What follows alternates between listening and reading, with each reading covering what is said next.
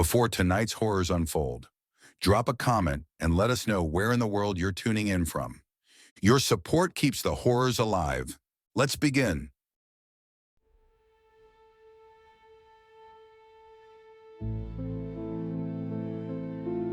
When I was a kid, my mom used to take me to the community pool all the time. She'd spend the afternoon doing water aerobics with the other moms while me and the other kids played in the shallow end.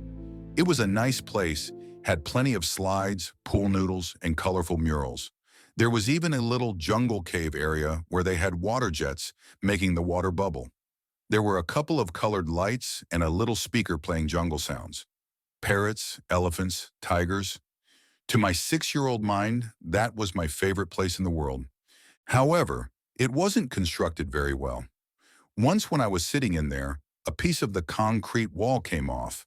A disc-shaped slice of concrete struck me at the base of the skull, knocking me out like an off switch. I have little painful glimpses of memory from being underwater, looking at the blinding green light while my lungs refused to listen. They didn't notice me until the blood came out the other end, thanks to the water jets. I was without air for about 4.5 minutes before they got the water out of my lungs. That's how I lost my sense of taste. Ajusia, they call it. It's the one piece of brain damage that is permanent from that accident. In every other way, I'm fine, but it's strange how much such a small thing can affect you. For example, the last thing I remember tasting was a piece of strawberry mint gum that my mom handed me in the changing room. I still remember it after all these years, and whenever I see something colored a combination of pink and green, that taste comes to mind. I can still feel different textures, and some textures are better than others, but I can't differentiate sweet from sour or salty. I can also feel spice to a degree. That's not a taste. That just kind of hurts. After the accident, my family couldn't stay. Mom got in a nasty legal battle with the local municipality. We moved from Chatterblinds, New England, all the way to the town of Juniper, West Virginia. My dad got a job with sheet metal while my mom worked part-time at a travel agency. The change was devastating to my budding social life, but by the time I got to high school, I was just another face in the crowd. My New England accent was buried deep. High school can be rough for anyone, but for a tasteless kid in the early 2000s, it was downright violent. I wouldn't notice how some asshole dropped dishwasher powder into my food until I got sick during recess. They just watched me shovel it down bite by bite and laugh. I once made the mistake of saying that I loved classic Coke. I just wanted to say something relatable. Turns out I was given a red cup of Dr. Pepper. I couldn't tell them apart. And from that day forward, I was Classic Coke, or CC, a name that had mutated into various slurs over time. I want to tell you about my last year of high school. It was early autumn. We had all been ordered to the indoor pool, where we'd be spending our next 3 PE sessions doing CPR training and swimming exercises. I was banking hard on being allowed to skip it, not only because I didn't want my classmates to see me in my swim trunks, but because I'm not particularly fond of water. Standing in it or near it makes me hyper aware of my breathing, and my heart starts racing. It's not even a conscious thing, it just happens. Trying to suppress it just highlights it further. I guess you could call it a sort of mild phobia or something psychosomatic. But yeah, no, I wasn't allowed to skip it. My gym teacher, Mr. Bauer, wouldn't even talk about it without a doctor's note. Appealing to his kinder nature wasn't going to get me anywhere. And since I hadn't brought my own swim gear, I had to use loaners. Not only were they too big for me, but they'd been lying in a box for at least a couple of years. How the hell does fabric get that crusty? Our first session was predictably awful. I stepped out in my cherry purple loaner trunks that reached way past my knees. We started out with a couple of CPR exercises on a training dummy. I was selected to go first since I couldn't taste the plastic anyway. It was a different time. After that, there were swimming exercises. While my classmates finished their exercise in the deep end as intended, I just couldn't do it. I had to stick to the shallow end with the kid stuff. There was even one of those big-mouth Billy Bass toys that got triggered every time I swam past. Every time that jingle started playing, it got a big laugh out of someone. "Take me to the river," the mechanical fish would sing. "Drop me in the water." I asked Mr. Bauer to move it, but he just urged me to finish without making such a fuss. The second session was even worse. I was forced to swim in the deep end and had some kind of panic attack. I remember this intense sensation of the air not being enough and my lungs feeling like they just couldn't fill. I screamed for help. Mr. Bauer had to drag me to the shallow end, where I clung to him like a scared cat. I couldn't look at my classmates after that. They, however, invented a couple new nicknames. CC, as it turns out, rhymes with both PP and wee wee. Someone suggested that I probably was so scared that I pissed myself. I didn't, but that didn't stop them from suggesting that I did. Needless to say, there was no way in hell I'd ever go to that third session. The morning of the third session, I chugged some dish soap and threw up in the bathroom. I couldn't taste it anyway. Might as well have been orange juice. My mom called me in sick, and I got to spend the day at home. I think she figured out I was faking it.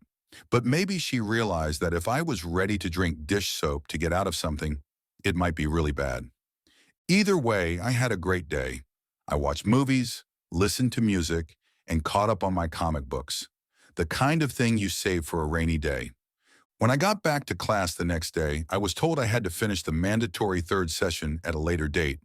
But by the grace of God, the pool was shut down before I got the chance. Turns out there was some kind of groundwater leak thanks to a small geological event. The water was tested positive for parasites. Nothing serious, but something you shouldn't be swimming in. Might get bug bites. This is where things started to take a strange turn. A few of my classmates were taken in by the police for breaking into the pool area at night. No one really thought too much about it, since it was just kids being kids, but I could see something was up. They weren't looking for a place to party. They had the Masterson's house for that, one of the rich kids whose dad was out of town 6 days a week. So I started paying attention to the whispers in the halls.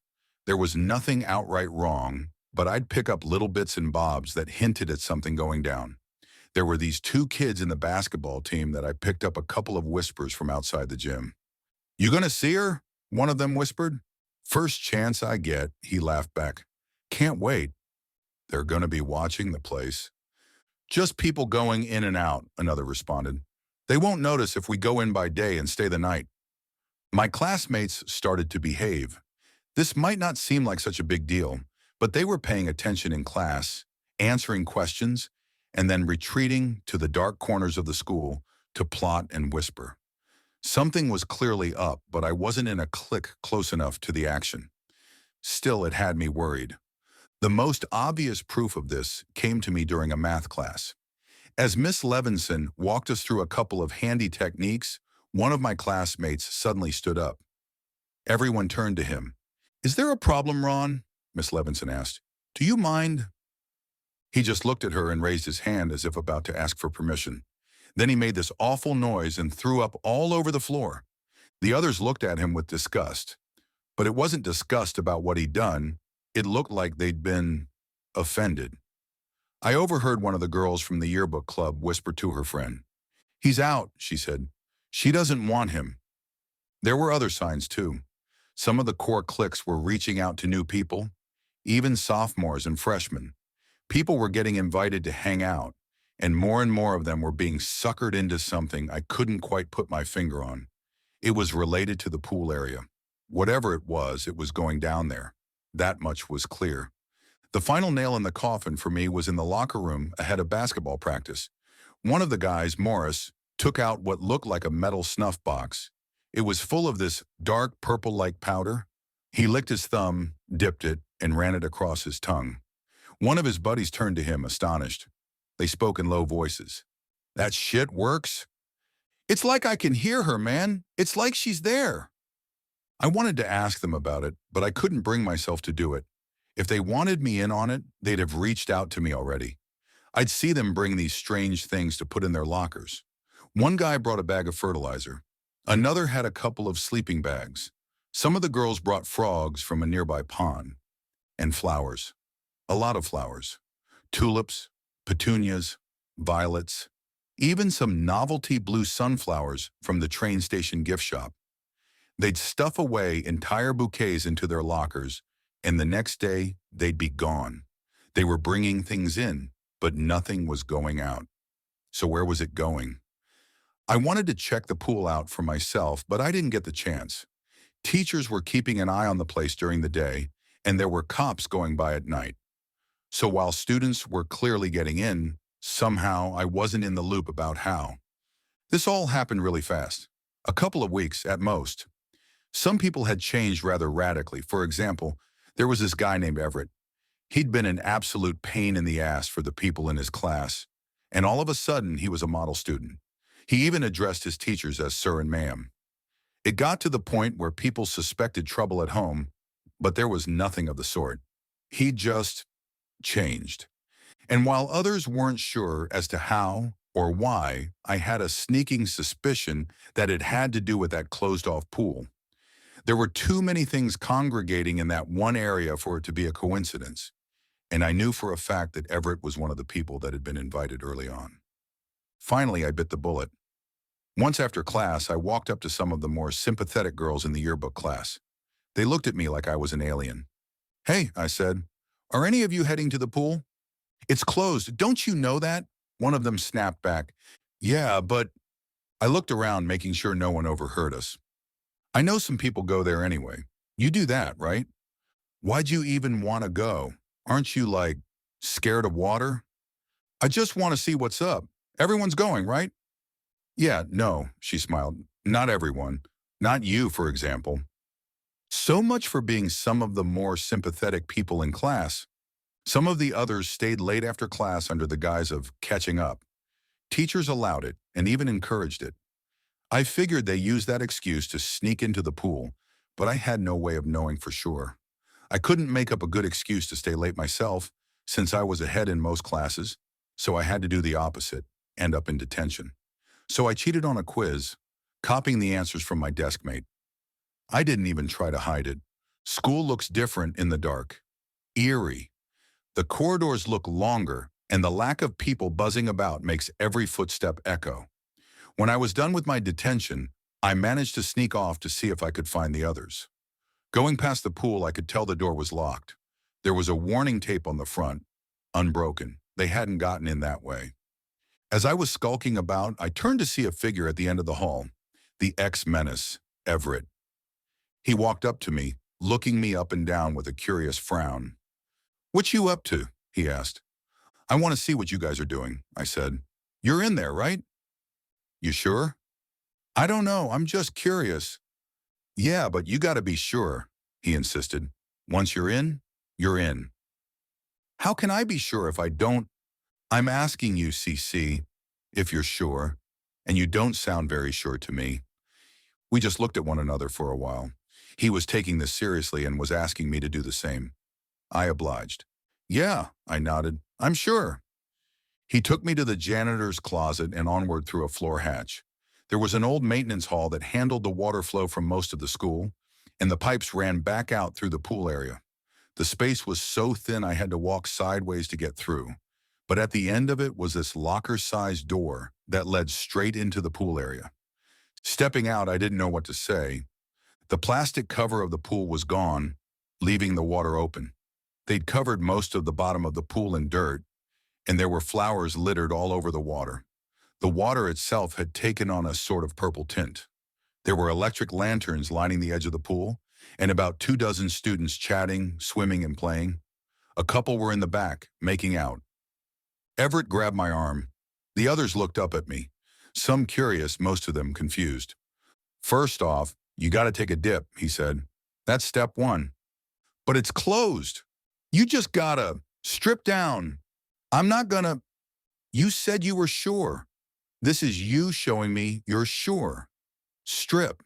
So I did. I'd just gotten my last sock off when one of the guys from the basketball team grabbed my other arm. The onlookers cheered as I was dragged to the pool. "We got a new one," they laughed. "Throw him in." "She's gonna love you," another cheered. "Hurry up already."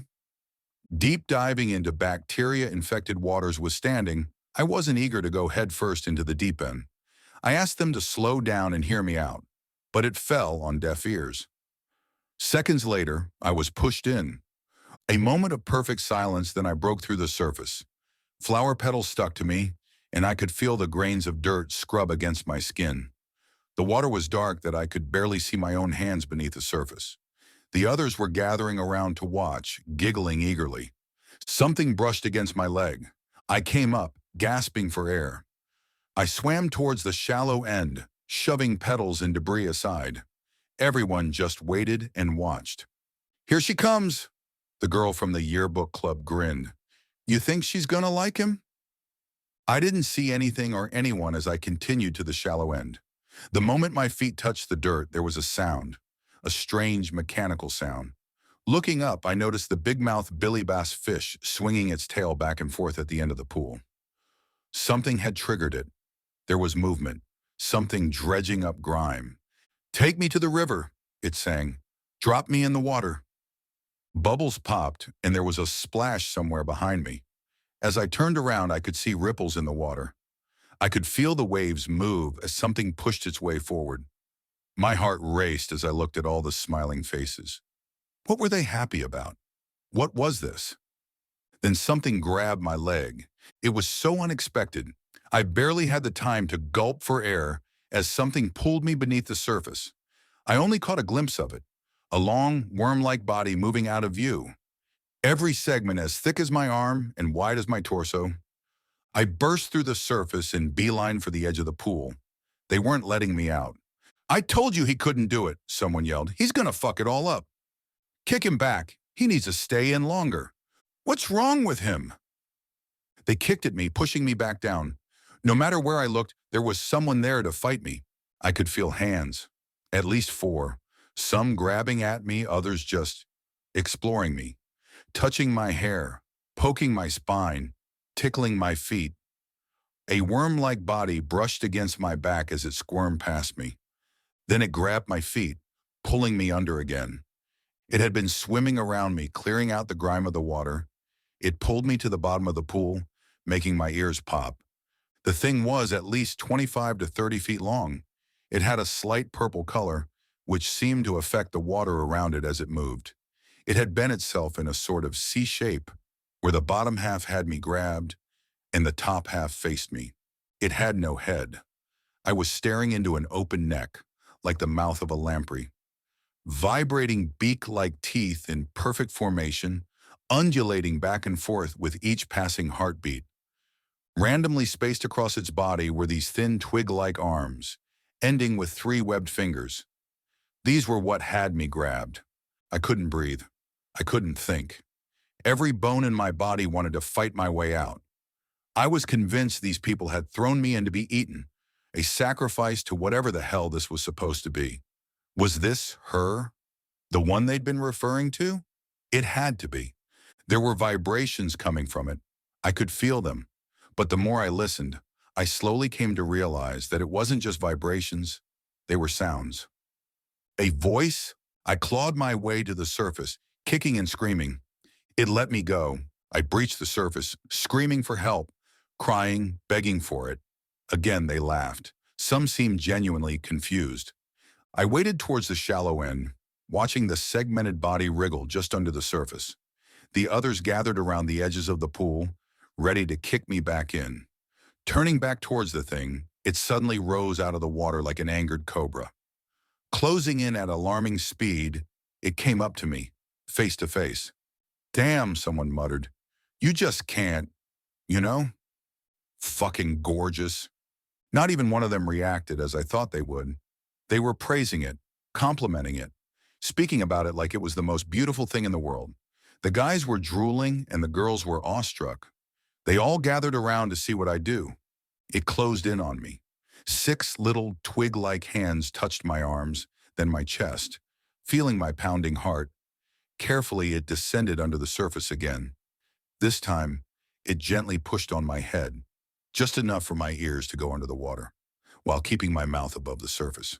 I could breathe. It was speaking. I could hear it in the vibrations.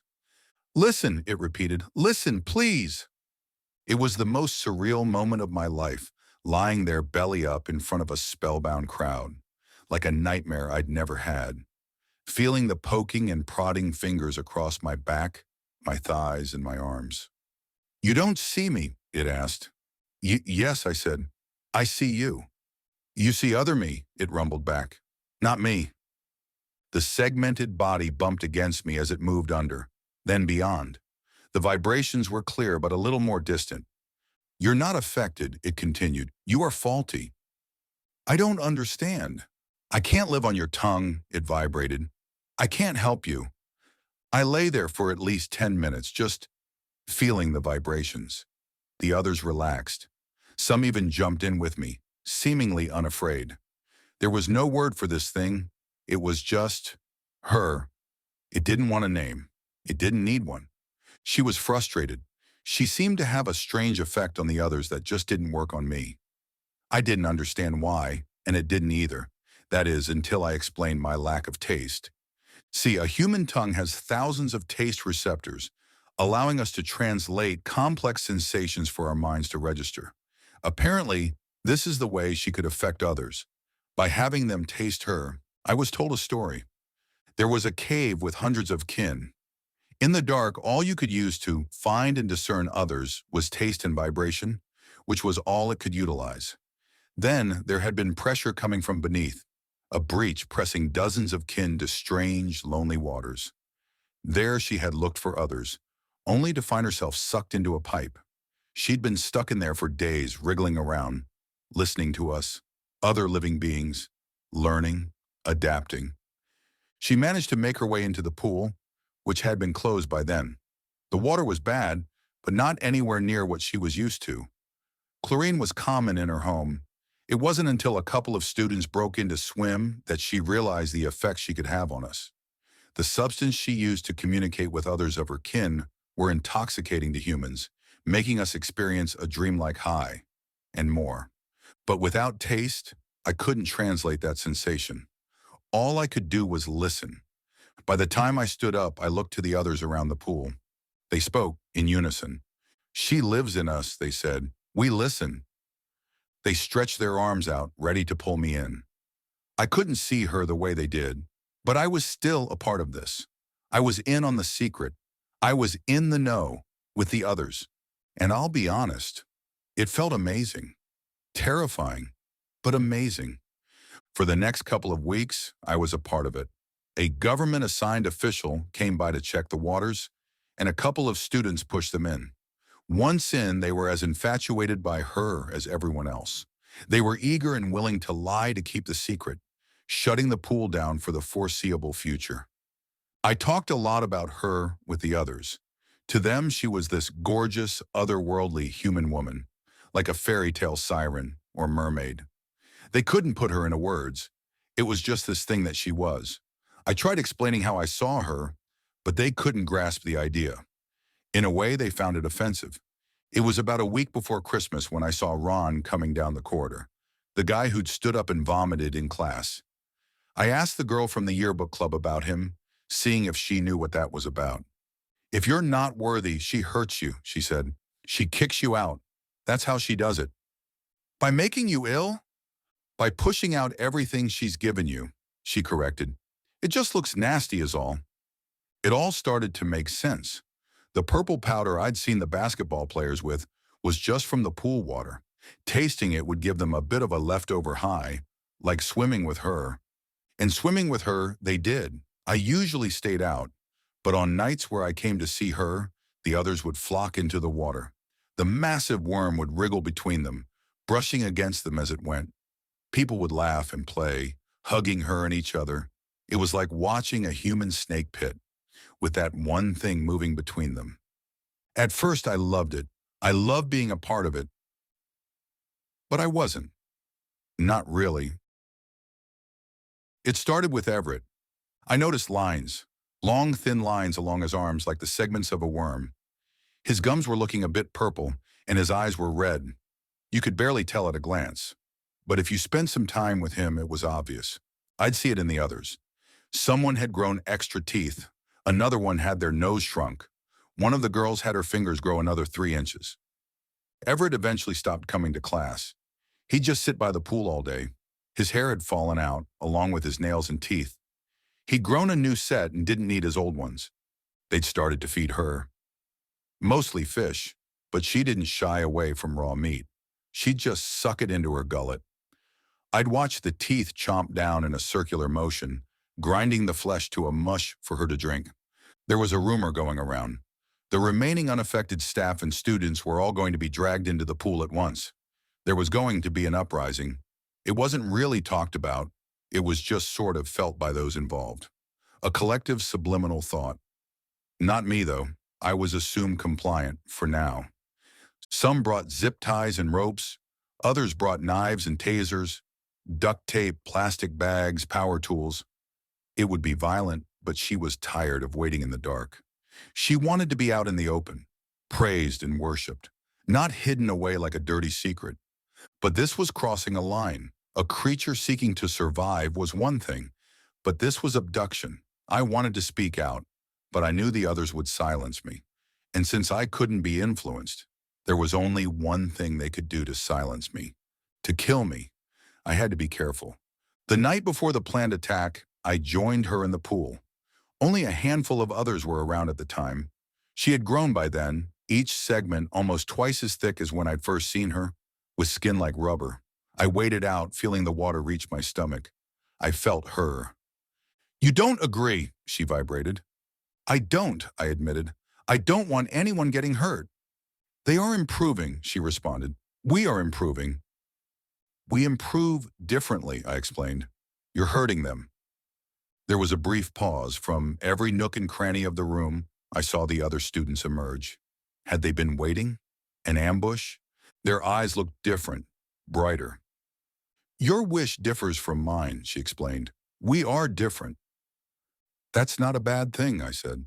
"That's how we—" "Enemy!" There were screams, anger, someone grabbing a hammer, another grabbing a saw, a young girl tearing out chunks of her hair, crying with rage. Everett, at the far end of the room, kept slamming his hand against his chest like a gorilla. "Enemy," she repeated. This time she knocked me down like a bowling pin. There wasn't the usual careful movement. They were quick and erratic, not afraid to wound me. Some people jumped into the pool, ready to tear me to pieces. There was no way out. This was it. Fight or flight. Dozens of twig arms grabbed at me, dragging me into the deep end of the pool. It was so fast. Forcing my eyes open, all I saw was this gaping, tooth-filled maw coming towards me, teeth moving independent of one another, hungering for me. Expelling every breath of air in my lungs, I screamed for it to wait, to listen, to stop, and to think. I pushed all these things I wanted to say into one sound, but it just came out as a scream. I felt the insides of its mouth with my fingertips, trying to hold myself from being swallowed whole. As a tooth brushed against my scalp, I felt it piercing my skin, and it stopped. Much the same way we were affected by her, she was also affected by us. At the taste of my blood, she seemed to understand. She tasted my fear, my desperation. Pausing, she released me. I clawed my way to the surface, feeling hot blood pour down my face. Forcing air into my lungs, I could see I was surrounded. Even more students and some faculty had gathered around the pool. She rose out of the water, her body at least 3 feet longer than when I'd first seen her. The others spoke in unison, not even minding the sea serpent. "I understand," they all said. "I will bargain." I didn't have a choice but to agree. I was given a simple task, and in return, she'd go away. She'd return things to normal. All I had to do was borrow my dad's car and do an errand. It seemed so simple. I was to drive Everett east to the ocean. Nothing else. Just drive Everett. The following day, I got up early. I took my dad's keys, got in the car, and backed out. I made my way across town and picked up Everett. He was sweating bullets, staining the seat. He said nothing and kept his eyes closed. He looked even worse in the morning light. We made our way to Delaware through Sharpsburg and down to Chesapeake Bay by Halthorpe. Everett didn't say a word. By late afternoon, we stepped out on the cold winter beach. Everett took a moment to sit down. I joined him. Neither of us seemed to know what was going to happen next. He shuddered and whimpered, shaking his head. He was scared, I could tell. Then, as by the snap of a finger, he turned silent. With newfound determination, he turned to me. I accept, he said. Our bargain ends. He pushed his hand against my chest, much like she had done in the pool, feeling my heart. Then he got up, heading straight for the ocean, dropping his clothes along the way. Last thing I saw of Everett was him wading into the ocean, never to be seen again. The segments along his arms were clearer, and his skin had taken on a rubbery texture. He'd been changing. Back at school, people were getting violently ill, throwing up bucket loads of parasites, much like Ron had done in the middle of class. The creature in the pool seemed to have withered and died, leaving only chunks of fossilized flesh behind, resembling nothing but dirt and sandstone, something that easily could have blown in through the damaged pipes. She upheld her part of the bargain, it seemed. I could go on for hours about what happened in the aftermath. For example, the state-sponsored investigation blaming our collective madness on parasites in our drinking water. Something related to a small-scale earthquake in Greenbrier Valley. And just as curious, the massive efforts to quiet down the disappearance of Everett. There wasn't even a police report filed. I was grounded, of course. Stealing my dad's car wasn't a popular decision, especially when I couldn't explain to them why. Years later, I still get news alerts about strange sightings along Chesapeake Bay. Marine life found shredded, strange circular wounds on humpback whales, and, as of a couple of months ago, a diver who swore he saw a mermaid. There was an interview about it. I'm not going to pretend like I know how they work or how they live, but I can't help but to believe that I've made a terrible mistake. To what end, I can only imagine. But I'm pretty sure this won't end with Everett. I think it's just beginning.